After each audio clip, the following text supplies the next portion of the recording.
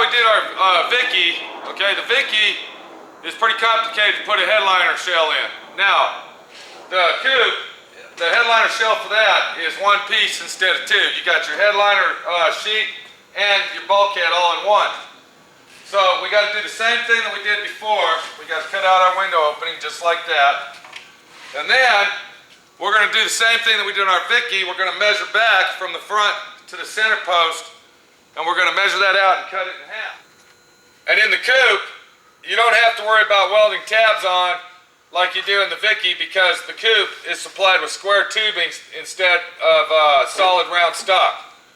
So what we want to do is we want to measure from the front, where the headliner is going to sit, to the back, and I'm reading 19 1/4 inches.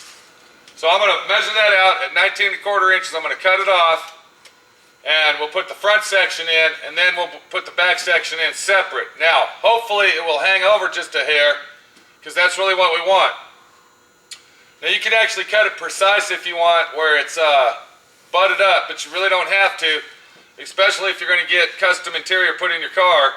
Okay, your interior man should be able to cover all that and foam it up if you got a good interior guy, because he's still going to have to build all the panels that cover all your cowling and everything. So we come over to our panel over here, and we measure 19 1/4.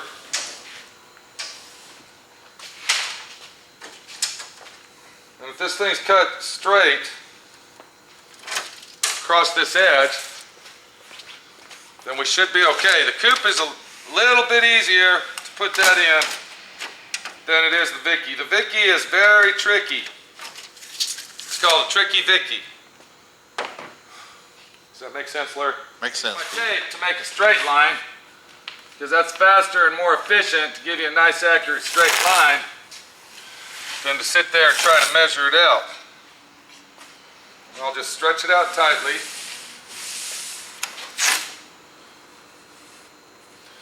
Now, just as we did in the Vicky, we're going to go ahead and insulate the roof before we put our panels in, and we're also going to run our wire. We're going to run our headlamp, Dome light. our interior dome light wire. We're going to run it down the frame and over to the center. We'll go ahead and add a ground wire to the rail up on top, so we got this ready to hook up. And it's just a lot simpler, easier procedure putting it in than it is the Vicky. So let me get this cut in half. I'll get this cut out. I'll get this installed, and then we'll see where we're at with this fitting in. We'll probably have to do a little bit of trimming up around the edge here, and hopefully this is going to go in a lot easier than our Vicky did. I sure hope so. All right. So we just got done insulating our car, and once again, what I use 3-inch insulation. It's got a plastic cover over it, and that stuff works very, very well. So let me get this all ready here. I already got the front piece ready to bolt in. We'll see how that fits. I use self-tapping screws to put those in, and I use the hex head so I don't strip out the screws. They're a lot easier to use and install. Now, I went ahead and cut my headliner shell in half, and it worked out pretty good. If you look up here, I used the one wiper motor system, one wiper arm.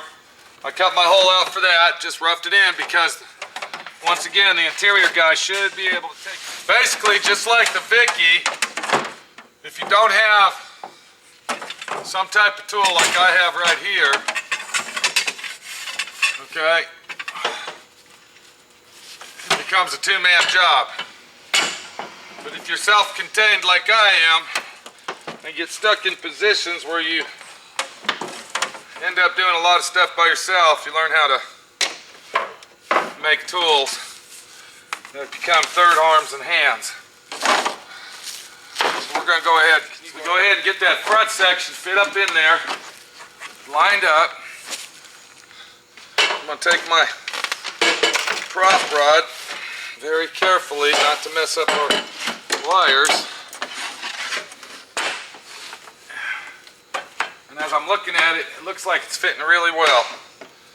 So I'll go ahead and take my screws and I'll screw that all in, and then we'll fit the back piece in. I went ahead and cut our hole out, and just as I said, I went ahead and fit this inside the car if you look in there in the back. And to put this in properly, come around here. Your headliner shell needs to sit on this lip up here, not right here. This is where it needs to sit for it to slide back the right way and fit around your back window. So, we stuck it up in here and we noticed that it's approximately yay longer than it's supposed to be all the way around. And if you look right here where I taped it off, I got to cut that out, trim it up, and then it should slide all the way in there where our window gusset here will slide into the window itself.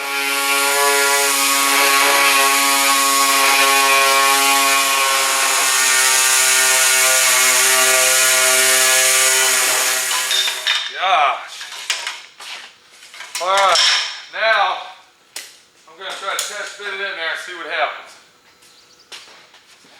And I'm using a rubber mallet on that, so don't use a regular hammer. There we go. There it goes. Alright. There it is. And don't want to put that on all the way, because I want to put some rubber around that before I Alright, there you go. So there you can get it good from that angle, go around. You'll see that all the headliner shell is installed. Now, there's really no place to mount this. Now, you can actually precisely cut it out if you really want to go around this edge here, but you won't be able to use a rubber, and the back, the garnish will actually be, there'll be about a ½ inch to an inch gap between your glass. I like to do it this way because we're getting custom upholstery put in anyway, and you'll never even see any of that. This is all going to be wrapped with ultra leather or ultra vinyl, whichever the customer prefers. And one of the reasons you want to put this on here, the main reason, is it gives it a nice good look seal to it from the outside and inside. And when you're driving your car, you won't hear any scratchy, screeching noises from the fiberglass rubbing on. The Vicky should slide in just like this did, but we didn't really have our luck on that. Luck of the draw. And you also saw how the coupe headliners put in with insulation. That's the best insulation to use. I've seen guys that actually use the spray-in foam where they drill a bunch of holes and they'll spray that. You know what I'm talking about, Larry? I understand. Spraying that expandable foam. What happens when you use that stuff, and I'm just going to tell you, is that stuff, especially in humid areas, humid parts of the country, that stuff collects a lot of moisture. And if you get a lot of moisture in that, it'll actually get mildew and rot inside the expandable foam. And eventually your car will not be insulated anymore. It'll just be a big giant ball of mold. So stay away from the spray-in foam. If somebody else tells you or anybody tells you put the spray-in foam in, do not do it. Would you agree with that, Larry? I agree. Do not put spray-in foam anywhere for insulation, because that stuff collects a lot of moisture and builds up a lot of mildew, and you're going to start getting bugs and trash and spiders and everything else inside it that accumulates from that.